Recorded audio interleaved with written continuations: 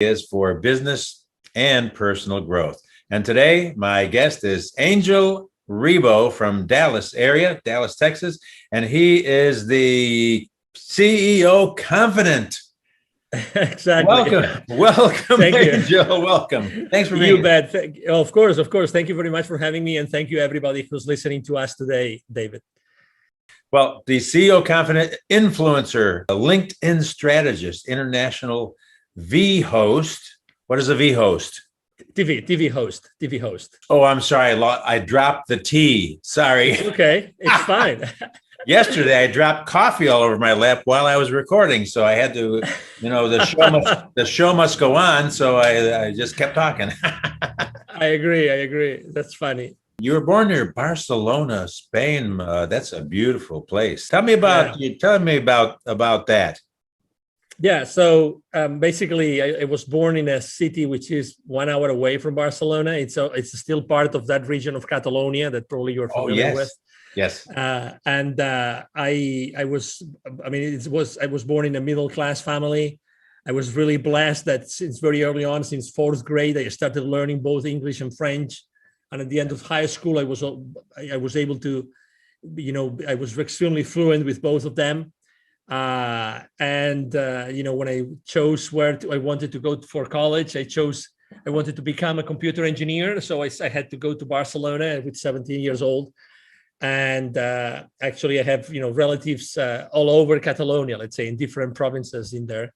And my life has always been, I would say, it's like I was preparing for something internationally, because also in college, one of the first things I did in college with 17 years old, it was actually started being the president of an international students association, which allowed me to have 3 different internships throughout my studies for several months in several, countries in Europe. So very early on, I was I was directed in that direction. I was going into that direction of having an international life, an international experience. And my brand, the CEO Confidant, I came up with the concept when I left corporate America in 2016, because I started to count my blessings of my life, and I realized that I had worked with more than 1,500 CEOs throughout my career, helping their companies and helping to grow their businesses. And then I said, well, why not using that term? And I looked for it. It wasn't protected, so I took it, and the rest is history. So I helped more than 1,500 CEOs in 33 different countries for the last 20 plus years. Wow. And yet you look so young. Thank you. Let me tell you why. Excuse me. The reason why I still look young, besides being extremely passionate and enthusiastic and pretty an upbeat guy, I take a cold shower every single morning. I've been doing that for the last probably 5 years, and time flies. So it's a habit, and apparently everybody who takes care of their skin this way, I think that helps with their skin also. I use really only like natural tested products for my skincare. I don't know, I think that the energy that goes inside of me helps me to keep all my cells young and rejuvenated. I was just telling Dave before the conversation that I used to go to Costa Rica a lot. Unfortunately, I was not able to go to the beach, not one time, although I had visited Costa Rica, I don't know, maybe 30, 40 times.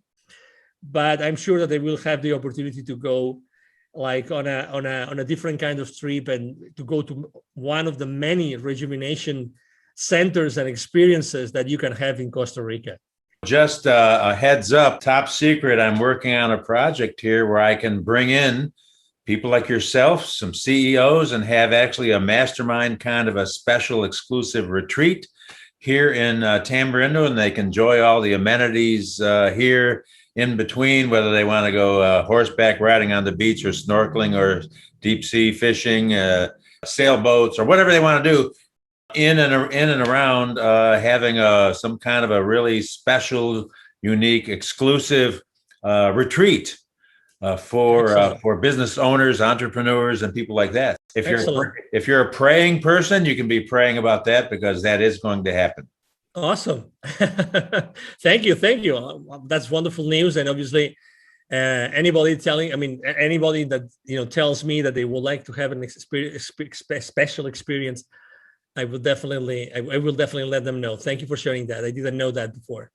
Oh yeah, absolutely. Well, I have these little cogs and wheels in my head that keep on turning and spitting out ideas. Cool. And as you know, as entrepreneurs, some fly and We're the some same crash. way. Some We're the crash, same some way. fly. Exactly. Exactly. I agree with you 100%. Yeah, I was hearing a story about the Wright brothers when they invented that first plane in Dayton, Ohio, and they realized we can't fly it in Dayton. We got to bring it down to the beach in North Carolina because number one, there's wind, and number two, if we crash, we can crash into something soft. Looking ahead, thinking ahead, you never know, right? Exactly. Let me ask you this, Angel. Yes. In your younger days or in your college days, who do you say was what made a big impact on you and was a real influence on your direction? Anybody in particular that really Yeah, I mean, I think it was definitely my father. My father was a business person. I would go with him all the time, every single weekend, if he allowed me to go with him to the different, plans that he was overlooking. He was the general manager for a group of food companies, and I would always go with him during the summer. I would actually work for him in one of the different plants that they had. I was actually boxing rainbow trouts in one of his fish farms in the north of Spain for so many summers. I studied computer engineering in college, but my first ever assignment, real professional assignment, was with my dad.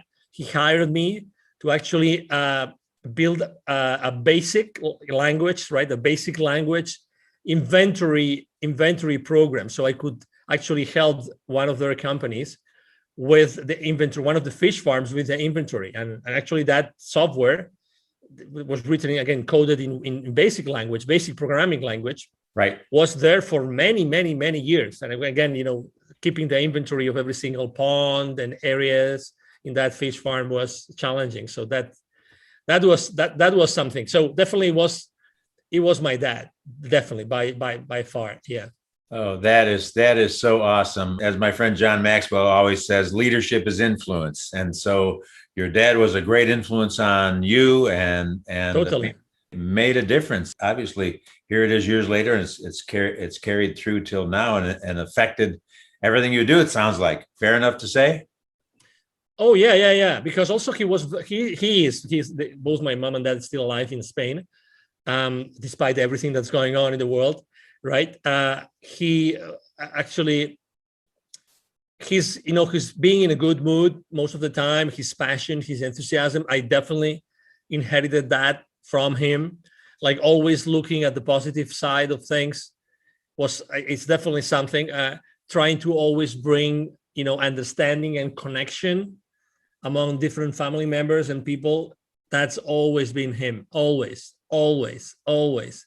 So, and I think that I definitely, I have a lot, and something that's really interesting. It's funny how, although my mom is a teacher, is a school teacher, my dad really didn't ever have a formal education, and it's funny how he reached, really, high levels of success, like in financial terms or in business terms, but he never spoke any foreign language. But he was visionary enough. Both of them were visionary enough to immediately, as soon as they could, to put me through both English and French, because that was at that side of Spain we could only learn French in the school, given the proximity to the French border. But also at the same time on a private school to learn English, and that was really uncommon. It was uncommon. I mean, to be honest, when I was going to the private school after hours, after school, I was the only one that was going there to learn a second language. Everybody else was there learning English because their school wouldn't give them English, or like reinforcing the English tuition that they were having at the school. So it's really interesting how sometimes there's something already in place, like, I don't know, God or the divine or the universe, and you are surrounded, you're given the parents that put you in that path, even unknowingly, right? Because they never experienced that the fact of speaking different languages as a way to connect with other people from other countries.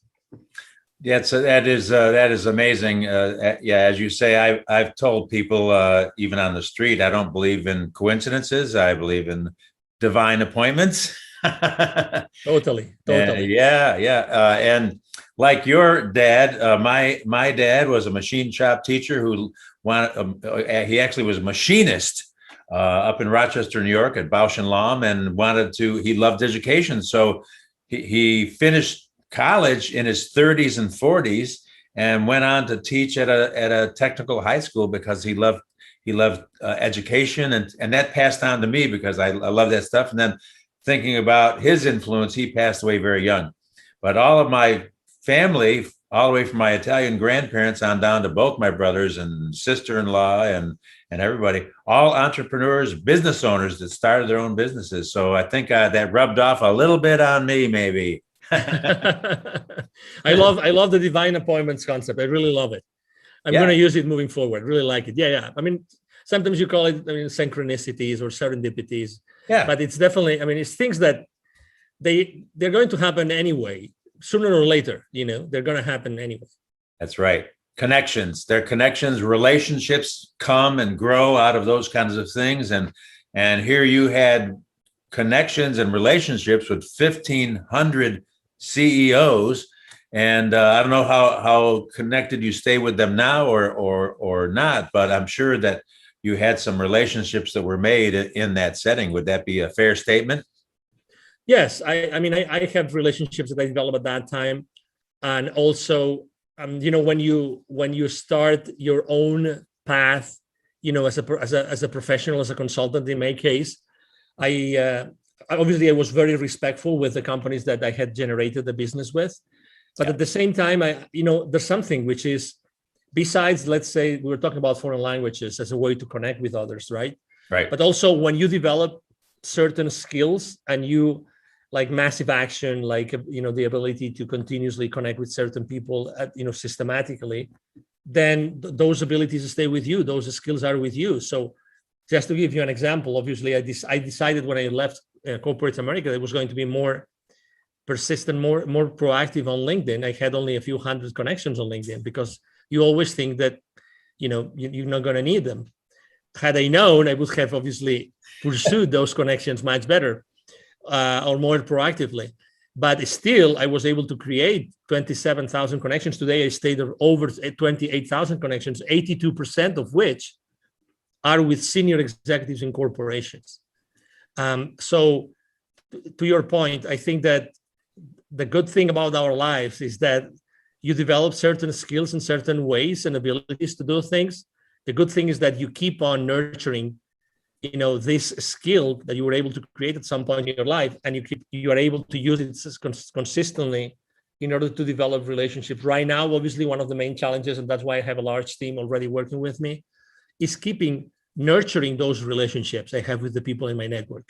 That's the most important thing, making sure that these people, we have meaningful conversations with them. And we don't dump, any information on anything that cannot be of interest.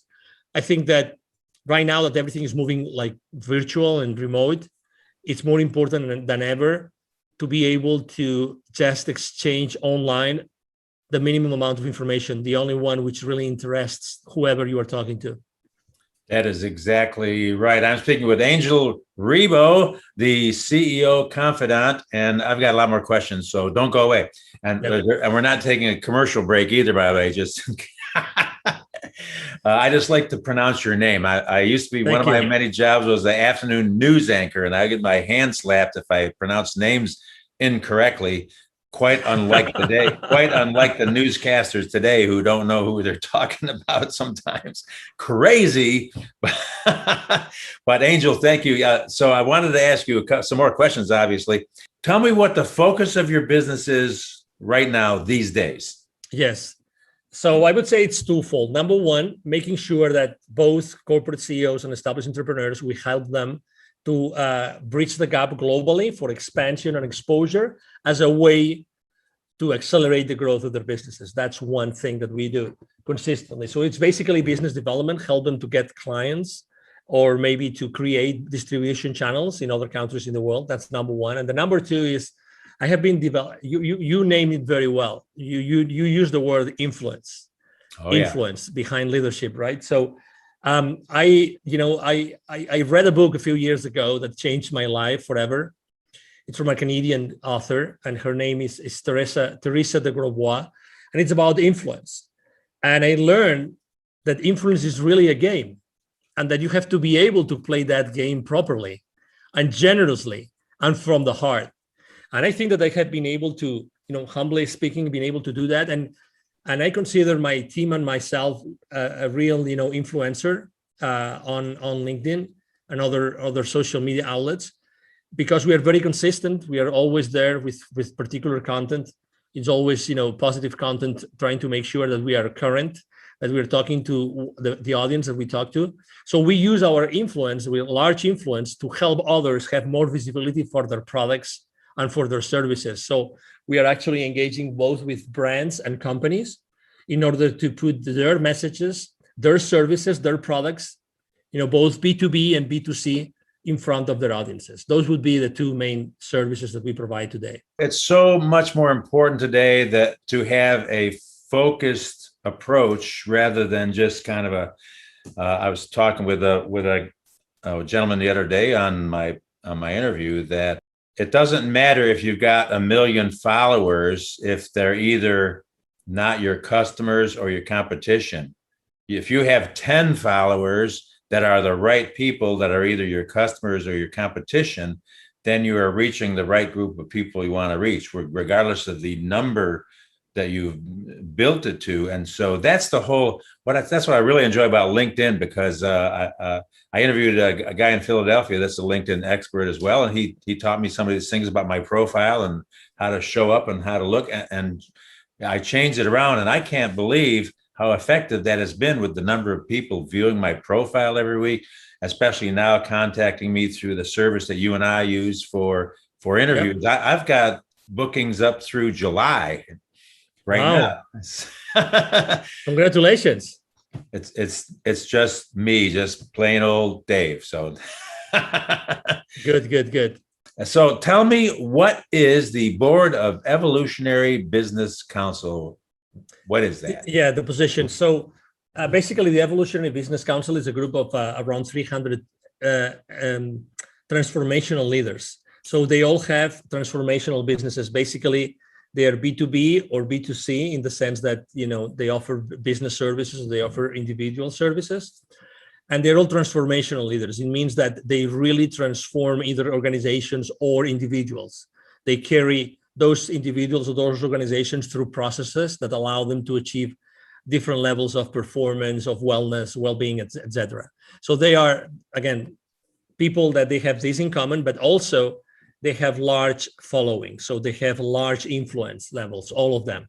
So we combine, as I said as I try to explain on my bio, we really have different many hundreds of millions of people as outreach, and the main goal of the organization is, as the name says, Evolutionary Business Council. We believe that there's a better way to do business, and we believe that different areas in society need to change, and we want to be the changers. So we want to use our combined influence to do things together. That's what we want to do things together to change this world together in an evolutionary way, not revolutionary, but evolutionary way. And it happened to be at the board of that organization. I've been there for a couple of years, and that's what it means. So basically, I'm blessed with being at that level to help the organization as much as I can. That is very awesome. I like that concept of evolutionary rather than revolutionary. However, I happen to be a revolutionary. I didn't march against the Vietnam War or anything like that, but I started my own revolution. I call it the encouragement revolution. That's cool. I think that the book that I wrote was all about the power of encouragement and how we can actually learn concepts of how to encourage people with whatever their level in life is, and just put a spark of hope, put a smile on their face, just simple things that we can all do every day if we're paying attention. And that's the key, is that to be attentive. So that's my revolution. You got your evolution, I got my revolution. and it's all good. Absolutely, it is all good, and you just tapped onto something which is really important. If you realize there's so many things that are distracting us today, and it looks like the system wants to distract us, and they want to pull us in so many directions, so we cannot focus really on anything. And I remember watching this movie. It's called like The Social Dilemma. Yes, yes. Okay, if you probably watched it or seen it, it's funny how they explain the former executives of those social media companies. They explain how the main role is to distract us and to make sure that we continuously consume content that they put out there. So I think that obviously, I mean, we all like. I mean, we all. I think that the main lesson to be learned there is that, be wise with the use of your time and keep on using it to find, businesses, which I do. I found a lot of businesses on Instagram and Facebook and on LinkedIn that have served me, and that's very good. But at the same time, just be mindful of the time you spend on those social media outlets. Yeah, there's a certain waste factor involved. You can really waste time very quickly and get, literally consume your day and get way off track from your focus. So it's something to be aware of and to take responsibility for, each of us individually. Yeah. And I think people are catching on, and to a large degree, people that I've talked to, that they're saying, yeah, I really need to, not just go off in la la land. How many cat videos can you watch? Exactly. And in addition, this is very exciting because I love the charities that I work with and am involved with. My son had cerebral palsy, and so I'm very interested in the disabled community, and I'm on a board of directors in San Jose, California for disabled adults, and as well as another organization for disabled high school kids. So I'm very interested in that. I have a passion because of my experience of having a special little boy that was a sweet little kid, and he only lived about 5 years and passed away on Easter weekend, and his sister was born 3 days later, ironically enough. So that was some years ago, but now, I've got a bunch of grandkids now, and my children are all healthy. So that's wonderful. But what you are doing, Wisdom for Kids. Tell me about Wisdom for Kids. I like that. Yeah, thank you. No, thank you. So basically, a business partner of mine and friend and his father and myself, a few years ago in 2017, we started basically Wisdom for Kids. It was created because of the idea that we have all been exposed throughout our lives with the very, very, privileged people, the people, the CEOs, the people that we would close the deals with.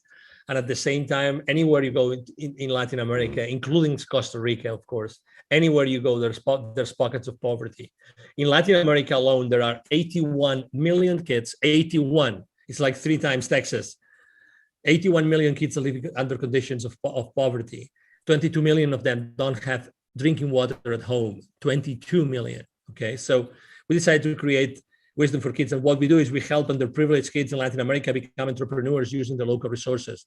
I think that, and it's very important, these last 3 words, using their local resources, because it's important to help everybody. It's important to help the people in the urban areas, in the suburban areas, but also people in the rural areas and in the indigenous communities. And depending on where you go, the levels of poverty is different. Actually, the further out you go from cities, from towns, the more poverty there is. And the maximum, the peak is with indigenous communities. I mean, they have like a 95% of the kids in the indigenous communities live under the threshold of poverty. And that's like really crazy. So we launched it after a couple of years having, a very thorough, like, how to say this, we had a couple of PhD students working actually in the concept. How could we develop a workshop that we could impact the kids, and with every single activity that we would carry in any particular territory, that this web workshop would resonate with the kids and would stay with them. So after this time with those 2 kids, we spent almost a couple of years with that. We launched Wisdom for Kids, and so far we have helped more than 1,000 kids and their families to start a journey to entrepreneurship. Unfortunately, we had to stop last year, 2020. We had, given the restrictions, we had to stop all our activities. But we are sure that we will be able to be back on the road soon.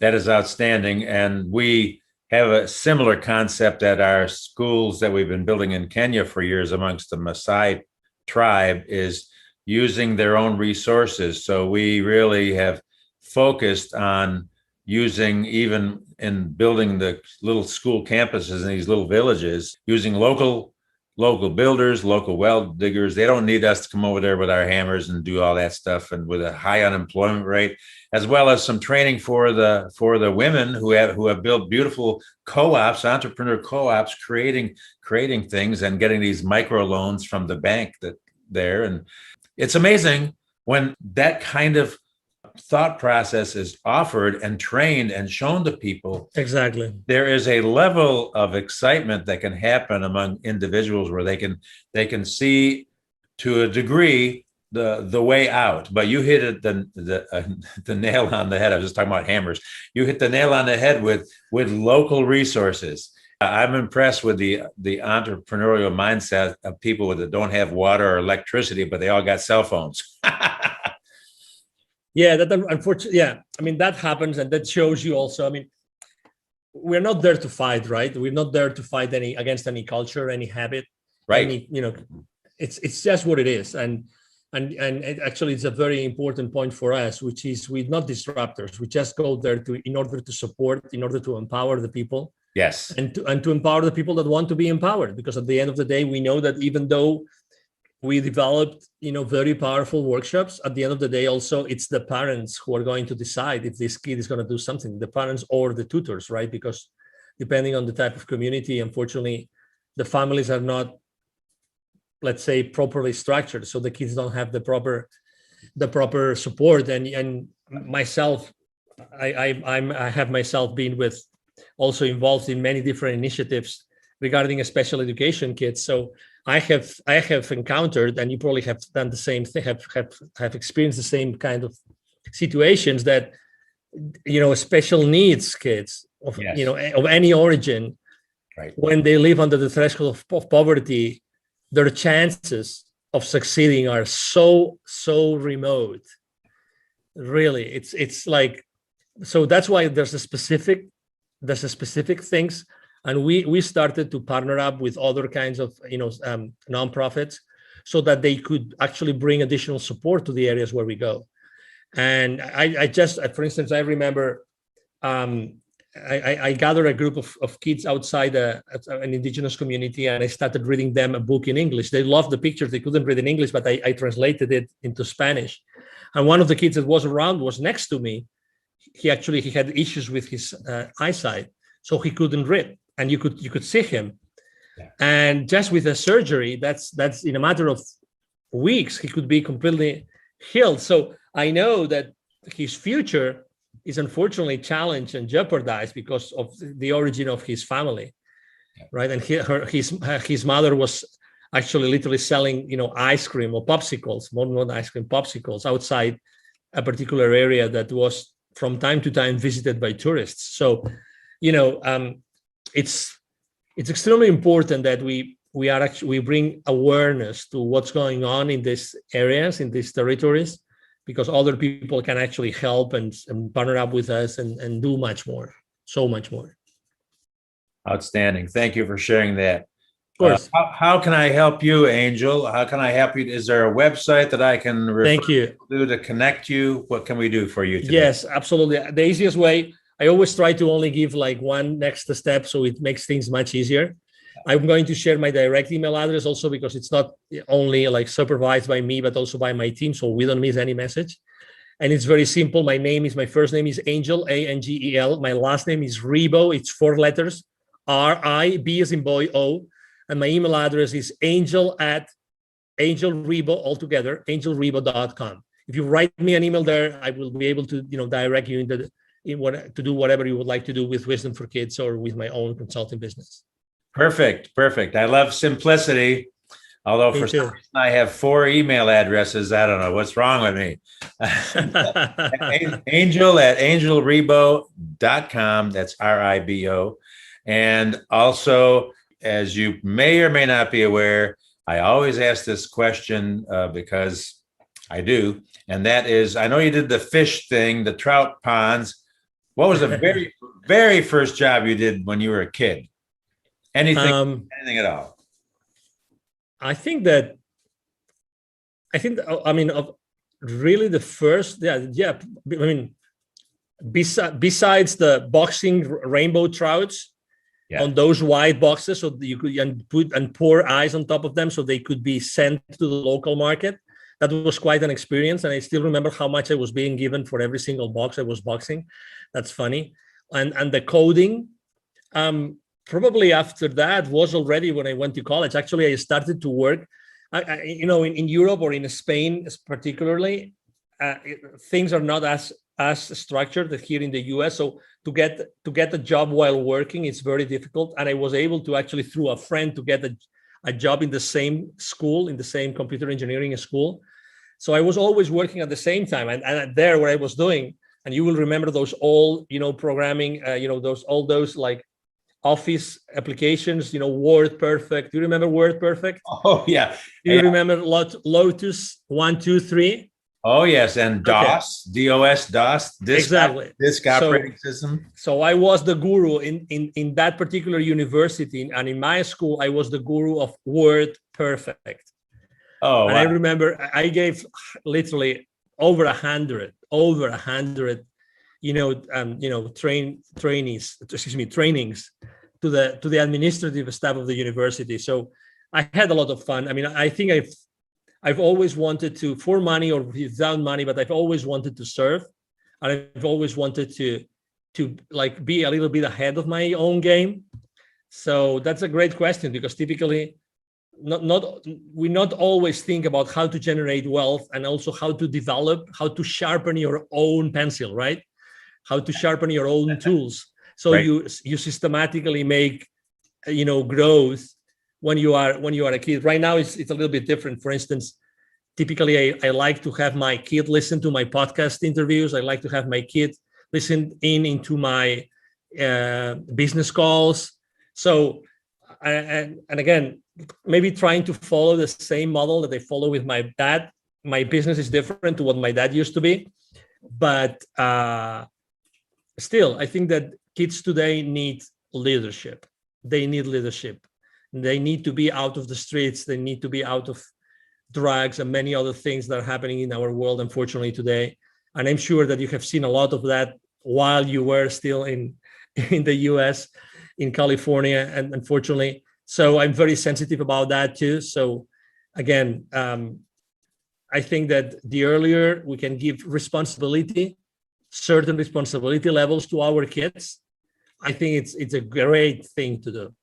Well said. Well said. My mind was whirring there, thinking about passing on oral tradition, training, and giving your kids a head start, really. Like the credit card commercial, priceless. Exactly.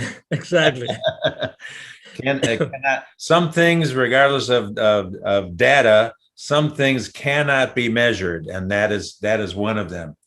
Totally. Angel Ribo, my guest, thank you so much for being with me today. A real treat for me personally, and great to get to know you. I'm sure that we will connect again and maybe do some